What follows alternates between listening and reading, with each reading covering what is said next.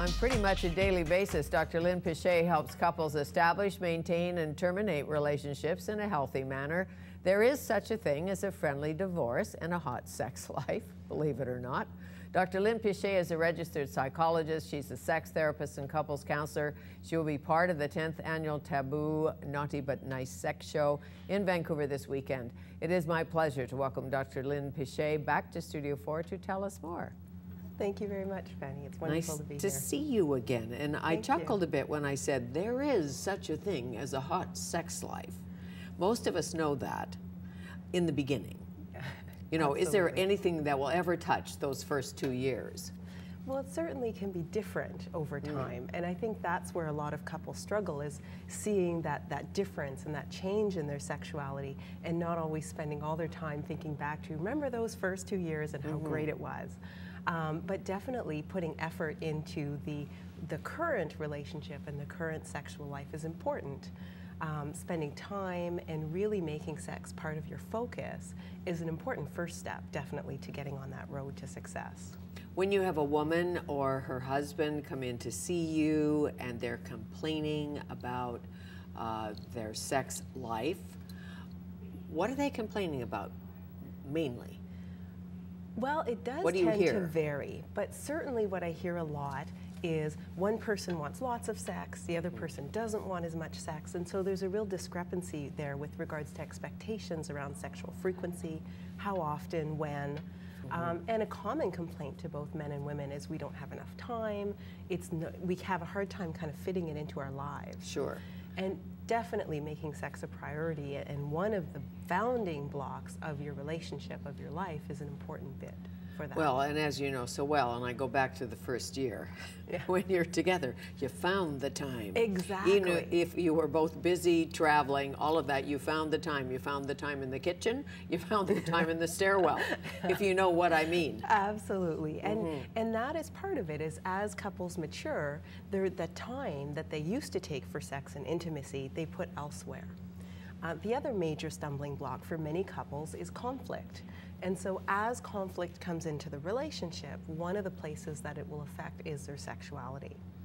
It's really important to be resolving conflict and identifying it as part of what's going on. And male-female differences. If a woman feels loved and adored, she is generally more willing, in my experience. I think that's a really good point. You know, oftentimes people will say, you know, if you just did the dishes or put in a load of laundry, foreplay. That's foreplay, exactly. That's going to help the relationship go. Because it's those positive moments for both men and women. We want to feel loved, we want to feel respected, and when we have that, then we have that extra mental energy to look into our sex lives as well. Sure. And when you have couples who are really busy and raising children, doing all of that, what if they're not having sex but they love each other madly? What does it matter? Well, it really depends. They might have some sex, but not much. Yeah, it really depends on the couple. For some couples, that works well. Often what I find is that works well for one of the partners, but not so well for the other partner.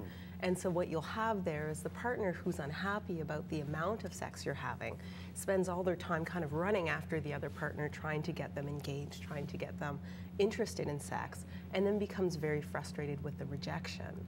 Is it amount or is it quality? I think that both are important. Mostly, though, if people are having good quality sex, they're enjoying the sex that they're having, usually that will sustain you for a few days.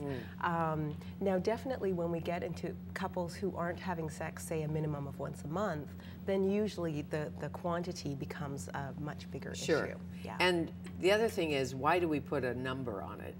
You know, I mean, do you try to keep up with the Joneses who have sex, you know, every other Thursday after their favorite television show? Why should we care about that? It's really about the couple. More than what the neighbors are doing, I would think. Absolutely. And part of the thing with what the neighbors are doing, and a lot of couples get into this trap of saying, well, you know, we enjoy our sex life, but we don't have all this funky, kinky stuff on the side. What if we're not doing this? Is there something wrong with us? And so really encouraging couples to decide for themselves what works best, what is something that makes them happy, is a really important step. How important is our past. And by that I mean we're young, we're getting lots of messages about sexuality, some religious messages, different messages about comfort with our bodies, who we really are. Is sex beautiful? Is sex dirty? How does that impact a relationship? It's absolutely essential. What you're talking about, Fanny, has a lot to do with how people think. And your thoughts really are going to drive your sexual experience. So the other very practical aspect for people who are wanting to improve their sex life is to start paying attention to how they're thinking about sex. Are they giving themselves positive messages? Are those messages positive about themselves, their body image? Are they giving themselves positive messages about their partner? If you're telling yourself that your partner is this terrible person because, again, you know, they haven't done what you expected them to do, it's going to be very hard to have hot, steamy sex in the bedroom. Right. And so all those messages that we have from our past, all those messages that we tell ourselves are really, really important for your current sex life. Well, as you know, some people can strut around the room stark naked, totally comfortable with their bodies. There are others who come out in their slips, you know, or don't want you to see them in the light. Not many men I know, but there are some women I know who are quite shy and very modest, and I can't imagine how difficult that would be to have hot, steamy sex if you're afraid to take your slip off. Absolutely. And part of the problem for people who are suffering those sorts of body image issues is that they end up getting into routine mechanical sex. And so sex happens one way, it happens at one place, at one time, and then often there'll be complaints from the partner around the lack of spontaneity around sex, around the fact that sex is always very predictable, which over time can really become a big problem within a couple. So what do you do if one partner wants to watch erotic movies, wants to use gadgets? We call them marital aids. What are they called? Marital aids. Marital aids, if you're into a marital aid, alone or with others. How do you introduce it without shocking and dismaying your partner? Talk about it over cornflakes or what? Definitely communicating is important. What tends to happen if one person wants to try some of these things and has not talked about it is that there becomes this frustration that happens around this limitation in their sexual life. Talking about it becomes important. Of course, finding a good moment to do that is essential. Sure. Sometimes people will say, well, you know, I'm going to start talking about the taboo show, or I'm going to take my partner to the taboo show, and maybe that's a way to jumpstart some of that discussion. Anything that you can do to make that discussion happen is important. Now, if you're the partner receiving that information, and if for you a marital aid is a very scary sort of thing, or there's no way you would want to watch some sort of pornography or eroticism, it's really important to think about your own reaction, but also why your partner might be bringing this up, and trying to at least accept the information that's being shared, and in a respectful manner. Of course. And as you know, ego plays a giant role in all of this, because somebody may think, well, if you have to use a marital aid, perhaps you think I'm not good enough. It's just not so. There's just, well, I won't be telling that story, but never mind. You know what I mean? Like to go together to a love shop or something and giggle and laugh, and it can be a lot of fun. And I think as long as it isn't around, again, it's those negative thoughts. Well, my spouse is talking to me about this. He or she must think I'm not a good lover. Already you've got a thought there that's not helpful, not positive, and that will decrease your interest in trying to communicate and to work together and to find that satisfying sexuality. Well, I think sense of humor is essential. I don't know. It can definitely help, as long as the sense of humor isn't sarcastic or makes your partner think, oh my gosh, they're laughing at me, then it's even worse, right? I'm sure. I'm sure, but nobody's perfect. That's you know, true. If you can have some fun in life, not just in the bedroom, but everywhere, if you can be a little self-deprecating or funny, but there are some people, because of their backgrounds, I'm sure, can't talk about it, can't even imagine joking about what happened last night, or absolutely, you know, it's just not something they can do. Well, and that comes back to the quality of the relationship as well, and the importance of really having that open relationship where you can talk, where you can communicate. And if sex is something that you're not talking about, if you've been together 2, 3, 10, 20 years, and sex is not part of your conversation, then it absolutely needs to start becoming part of the conversation and the talking that you do about your relationship. It's a very important piece. And it can be erotic, as you know, if you talk about what you like over dinner in a restaurant, it does heat it up a bit. Absolutely, yeah. And if you talk about what you like and your partner knows what you like, then all of a sudden you start having better sex. Right? Let's hope. Yeah. He's thinking, well, I can do that. Yeah. So if a relationship is just done sexually, like it's not satisfying for either party, just done. They want to stay together, they have an okay marriage, they like being together with kids and traveling together, but nothing happening. Where do you start to improve it?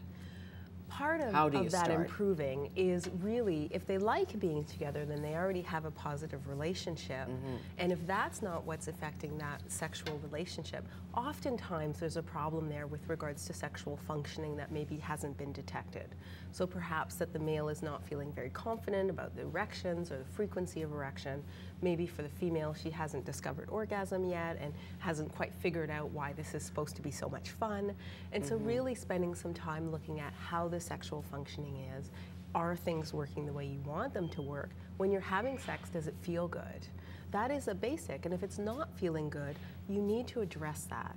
I work with many couples who haven't addressed that over the years, who have had good sex, and as aging has kicked in, things have deteriorated and kind of said, well, this is aging, this is part of it, I'm 60, 70, whatever, I'm not supposed to be having this anymore, and we're done. And that seems to be a real detriment to many relationships. So what advice do you give to people who are single at 60 or 70 or 80? And you hear about it, they hook up. Yes. What to expect? Well, it can be very Not that different. it's over, but it's new. It's you know, if very somebody's seen your body your whole life, or most of your married life, it's one thing. To trot out first time when you're a bit older with the lights on. With the lights on, it is a little different. And that part of course, you've got body image.